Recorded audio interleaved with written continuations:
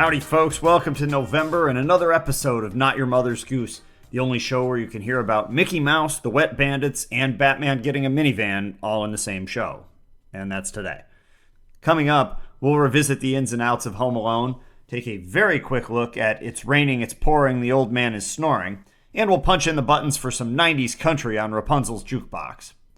Don't forget to visit NotYourMothersGoose.com and check out the all-new 2022 Not Your Mother's Goose calendars, complete with 17 awesome Rick Cunningham cartoons, including a few new ones you've never seen before. Order yours now before my mom cleans out the entire supply. And with that word of warning, let's get the show rolling. Head to your broom closet if you'd like to play along from home. We're going to look at the Sorcerer's Apprentice.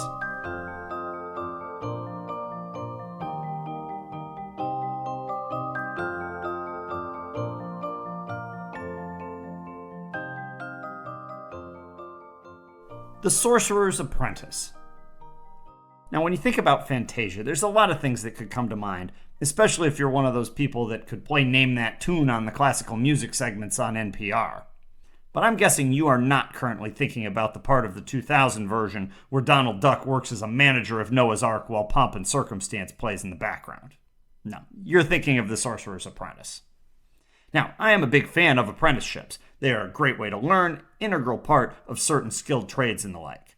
But maybe professional sorcery isn't the right business for this method of training, at least not without some sort of safety commission. Things begin with a powerful sorcerer with a spiffy hat, finishing out his workday with some spells before clocking out. Now, Mr. Magic seems very powerful, but you don't get the feeling that he's getting a lot of gifts on Boss's Day, as his assistant Mickey Mouse seems less than thrilled about lugging buckets of water up and down the stairs of the magical office building. Basically, this guy is no Albus Dumbledore. Must be a cousin. The sorcerer packs up for the weekend, leaving his magic hat on the table as he departs. A dejected Mickey stays behind to continue the water lugging. But instead of heading to Ace Hardware to pick up some PVC pipe, the Mick throws on the hat and heads over to a different hardware purchase, an old-school broom. Mickey does some fancy pointing, and the next thing you know, the Swiffer springs to life and starts marching up the stairs with a bucket. Splendid. Pleased with his work, Mr. Mouse settles into a chair and promptly nods off. He dreams of doing powerful magic with stars exploding around him like popcorn in the sky. And then he wakes up to a scene more like what happens if you fall asleep with popcorn in the microwave after hitting an extra zero. And apparently this broom is not a deluxe model with a water shutoff sensor, so it just keeps on rolling, creating a large flood. Mickey then tries the time-honored magical strategy of nicely asking the broom to knock it off. Not effective. Plan B is to chop the broom to smithereens with an axe that conveniently happens to be leaning against the wall. This place practically is an Ace Hardware. Apparently, though, Mickey must have been gone the day they taught about the Hydra in English class, and I guess he hasn't played any of those video games where when you kill the villain, it just comes back as more supervillains. Because the next thing he knows, every little broom splinter regenerates Starfish style into its own sweeper, and they're all geared up to carry buckets down the stairs. Now, as a side note, it might not be a bad idea to figure out where this never-depleted well is, because it could really help with some of the world's water issues. As things continue to go down the drain, Mickey's last gasp attempt is to read over a correspondence course spell book while in the process of being sucked into a whirlpool. At that moment, Dave Dumbledore conveniently comes back, and he then channels Charlton Heston as Moses, parts the waters, before taking his hat back and literally brooming Mickey back to work. Let's just say that Mick might not be in for the greatest performance review this year from Dave, who, by the way, has the real name of Yen Sid, which of course is Universal Studios spelled backwards.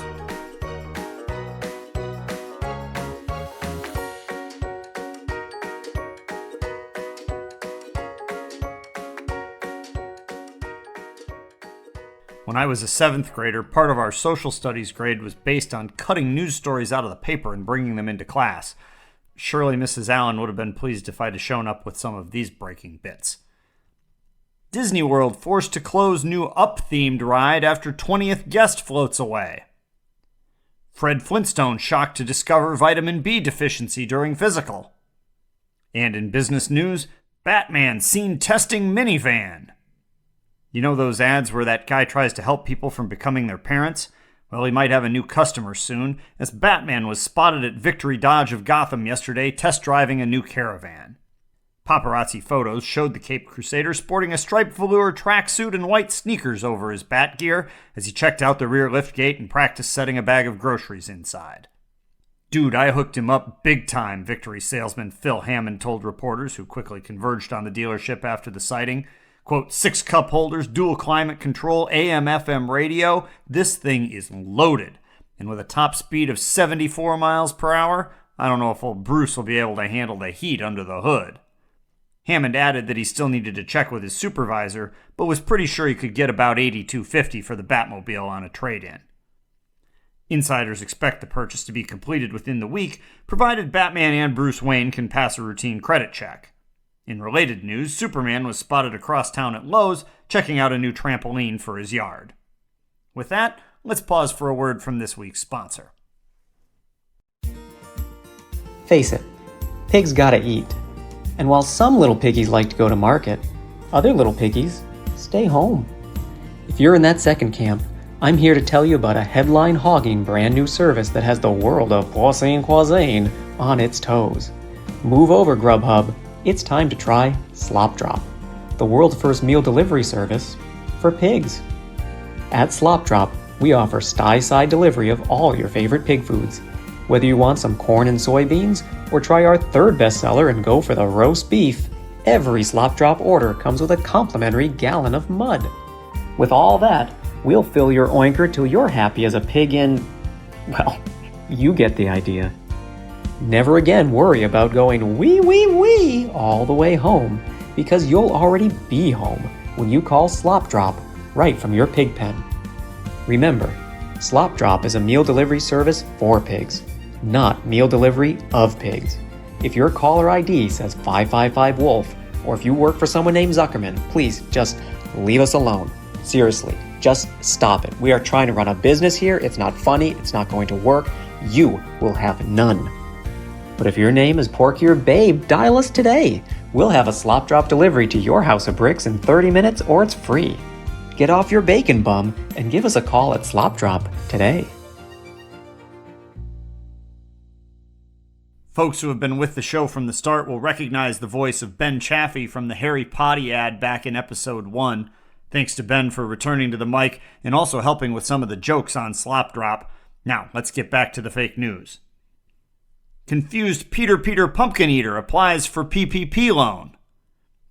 Paula Deen beefs up security after Yogi Bear requests tickets for taping. And also from our Wildlife Bureau, Shere Khan to join Smokey the Bear in new fire prevention campaign. The U.S. Forest Service has a new weapon in the battle against forest fires, announcing that ferocious Bengal tiger Shere Khan has signed on to join Smokey the Bear in a series of PSAs promoting fire safety and prevention. Speaking to reporters, Shere Khan praised Smokey's lifetime of work in the field, noting that he was definitely Khan's favorite bear, way ahead of Baloo. Khan highlighted the impacts that fire has had on his life, from a traumatic childhood experience to costing him a delicious meal in the form of a young boy later on. Khan has been in and out of the news recently, mainly keeping to himself in the jungle, but occasionally coming out of the woods to growl and scare the crap out of people purchasing fireworks at roadside stands.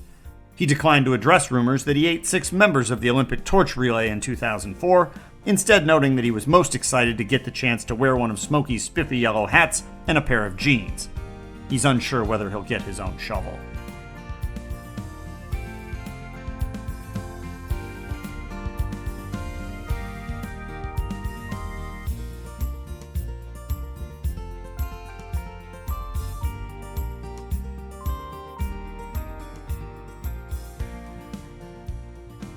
Home Alone. Alright, I will admit that we're getting a ways far afield from Mary Had a Little Lamb here, but since we did make a Wet Bandits joke a few episodes ago, what's the harm? Plus, it's almost Christmas, so it's time to examine that classic film and general ode to good parenting, Home Alone. We join the McAllister family on the eve of their pre-Christmas departure for a voyage to Paris, because nothing quite says holiday joy like a transcontinental flight with a bunch of 12-year-olds. As they get ready to roll, the police come by to check out in the neighborhood and ask a few simple questions like, "So you're definitely not going to be here, right?" And what did you say the security code was again? In case there's a problem? In addition to this visit from the fuzz, a few other things go wrong, and we're not just talking about Cousin Fuller of the questionable bladder failing to go easy on the Pepsi. Kevin McAllister, the family youngest, gets into it with his mother, finds himself banished to the attic, and spouts off some nonsense about wanting the whole family to disappear. Well, next morning, guess what? Thanks to an over-and-out power outage that busted the alarm clocks, Kevin wakes up to an empty house, unaware that the family has hired some spiffy shuttle vans for a lift to O'Hare and hit the road without him. Cheers to sleeping like Snow White up there in the attic. The rest of the McAllisters manage to get themselves over the Atlantic, or at least Lake Erie, before they realize there is an issue with their head count. Meanwhile, Kevin is hardly distressed about this, as he's at home running roughshod over the place like it's his own personal Dave & Buster's. Things are great for Kevin in the funhouse, right down to his own personal cheese pizza delivery, up until the point he figures out that the Wet Bandits, i.e. the fake police, are actually trying to break in. Now, conveniently, the phones are still down, that's why Mrs. McAllister can't call, except for the hotline to the pizza place, I guess. So Kevin can't just call the police. But the good news is that, well, let's just say the Wet Bandits don't seem destined for America's Most Wanted anytime soon. First, they fall victim to the old fake party in the living room featuring a Michael Jordan cutout on a train trick, which seems straight out of Maxwell Smart's repertoire. Then they tip off Kevin to their plan for a return burglarization after nearly running him over with their van. Good to know these guys are still conscientious of traffic laws. Well, you know what happens next. While Mrs. McAllister frantically tries to get home from France by pawning her jewelry and riding in a van with a polka band, sadly not featuring Andrew Mitchell's dad, King Kazoo, Kevin is booby-trapping the house with everything from roofing nails to swinging paint cans to an annoying radio set to play MacArthur Park on repeat. When Marv and Harry roll back up that night, they're met by slippery steps, doggy-door gunfire, and a self-inflicted wound when Marv decides that a crowbar would make a good tarantula remover. From Harry's face.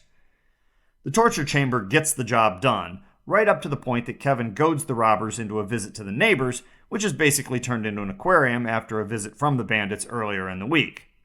They double back and corner Kevin, hoist him by a clothing hook, and prepare for revenge. And just as they do that, the creepy neighbor dude decides that apparently that he too should burglarize this particular house, arriving with a snow shovel that he uses to whack the bad guys over the head. He and Kevin leave the baddies for dead, or at least for damp since the sink is still running, and run home for a massive cleanup job after the party. This, of course, is the real reason that Cinderella took off on the run at midnight, because if you stay at your shindig too late, you get stuck helping with the aftermath. Kevin, of course, wakes up the next morning, Christmas in fact, and finds the place now miraculously spotless downstairs, but still no family. Fortunately, that doesn't last long, as the polka crew deposits his mother in the driveway moments later, and the whole rest of the family arrives not long after that, having gotten some great value on their 14-hour stay in Paris. And one would assume that the next folks in the driveway will be from social services.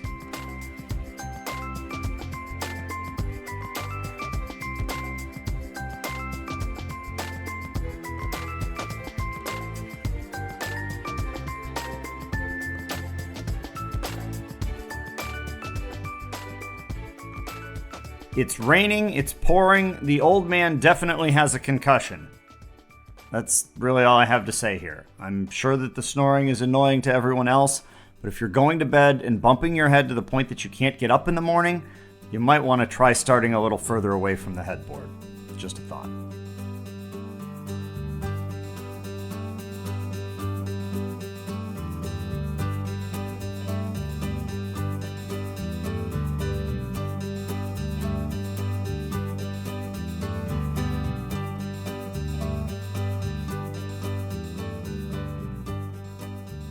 If you were with us last time, you know that I put out a request to everyone for their best Fairy Tale Typos, or what we're now going to call Cinderellas Autocorrect. Basically taking the title of a fairy tale or a nursery rhyme, changing a word, changing a letter, and coming up with something new. Well, I'm here to report back with the results, and we've got some doozies. Also, if this causes you to think of one, feel free to send it to me at topher@notyourmothersgoose.com, or you can post it on the Not Your Mother's Goose Facebook page. We may continue to have some fun with these in the future. But where to even begin? People used a lot of different strategies. Some people just changed a letter here or there. Others made wholesale changes. There were things like Old MacRonald had a form, which that made me think of something with Ronald McDonald's filling out like W-9s before doing a commercial with Grimace. We had the tortoise and the H-A-I-R hare. That one apparently involves the tortoise buying a sweet-ass toupee, was what Michelle, the submitter, said. And then we did have a similarly hairy subject, the ginger beard man, which that one's pretty easy. You just got to move an R. I did like that. Now, interestingly, after hearing the tortoise and the H-A-I-R, I looked at my list. I had the tortoise and the mare on there, M-A-R-E.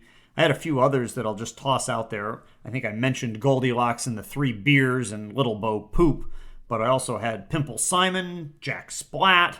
You can think about the Farmer and the Deli, the Jungle Cook, and of course there is everyone's favorite, John Jacob Jungleheimer Schmidt.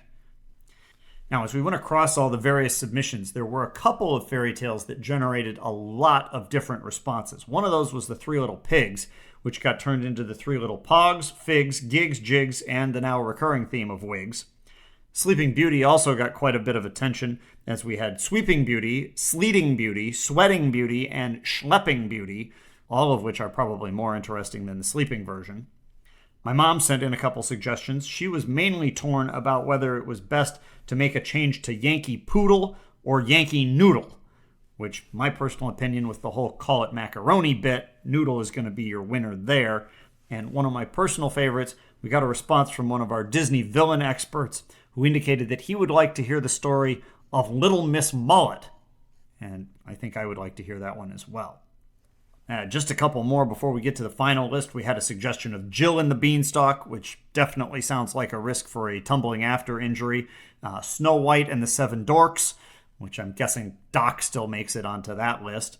And then we had a suggestion. This would be quite an autocorrect, but we had Hansel and Granola, which that could go a lot of different directions, as could the Pied Viper of Hamlin or the Pied Wiper of Hamlin. Don't use your imagination on that one. I really liked all of these, but we got one set of submissions from a listener that really took it to the next level. Here are some of his fine stories that you're going to want to check out. Puss in Boots, Snow White and the Stephen Dorfs, who maybe know the Seven Dorks, The Pants and the Grasshopper, which actually probably sounds better than the original, or how about The Town Louse and the Country Louse? I had actually thought of Three Blind Lice, but the town louse, the country louse travels to town. Anyway, how about The Walrus and the Car Painter, which sounds like it really could be part of Alice in Wonderland. And this guy couldn't decide whether he preferred Beauty and the Best or Beauty and the Breast, which sound like two very, very different movies. And finally, he managed to mangle nearly every numbered voyage of Sinbad the Sailor. You know, the first voyage, the second voyage, and so forth. So we had the fourth voyage of Sinbad the Sailor, or my personal favorite, its predecessor, the third voyage of Sinbad the Sailor. Tell me you wouldn't pay $14.95 to stream that one on Netflix. So anyway, thank you to everyone who sent in ideas. Feel free to keep sending them. We may hear more of these in the future. I'm still hung up on the third voyage. Anyway, until we do, everyone keep on singing Row, Row, Row Your Goat.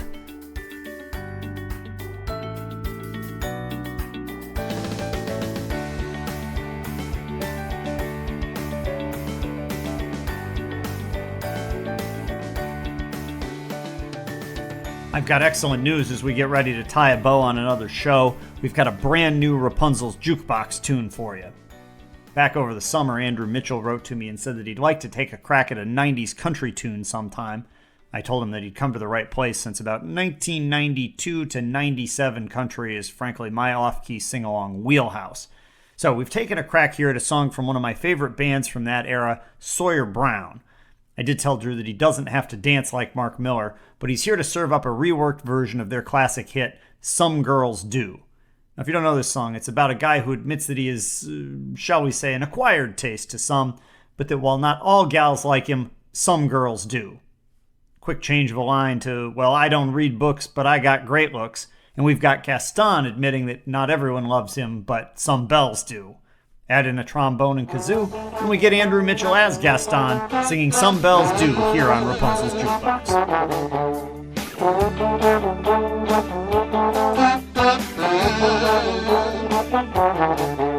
She strolled through the town and she grabbed a book from a shack. Well, she's gonna be my bride, there's nothing that I lack. I got muscles like a king and boots galore. Oh, how could a girl want any more? She loved me, don't you know it now, les fous? Well, I don't read books, but I got sweet looks and also some massive biceps too. Some belles don't like dudes like me. Oh, but some belles do.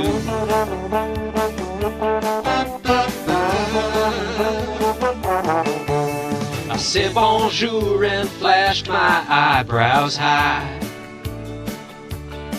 You were playing hard to get, ignored this guy. You said I was naive, I don't know what that means. You know, I bet it's like stud with better jeans. Look into my eyes and come and claim your prize. Well, I don't read books, but I got sweet looks and also some massive triceps too. Some belles don't like dudes like me. Oh, but some belles do.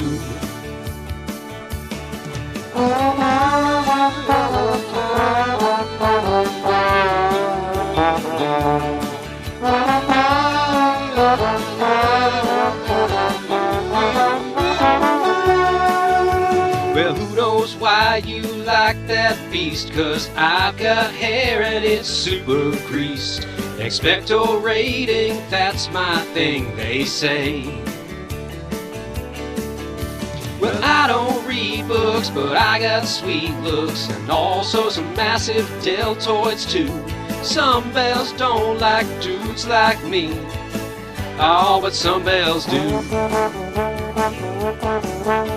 Well, I don't read books, but I got sweet looks and also an awesome six-pack too. This belle don't like dudes like me. Oh, but some belles do. I said some belles do. You know some belles do. Like bros like me. You know some belles do.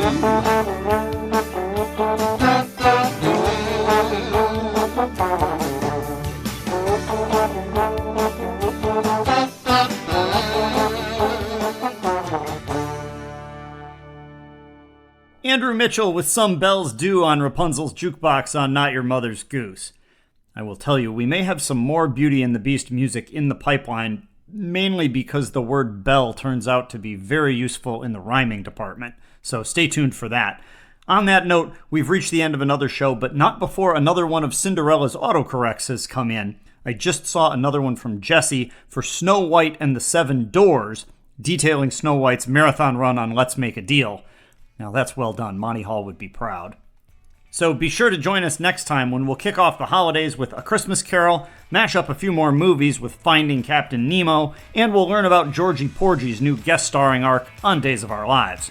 Until then, for Ben Chaffee and Andrew Mitchell, I'm Topher Goggins saying so long. The goose is loose. Happy Thanksgiving. We'll see you soon on more Not Your Mother's Goose.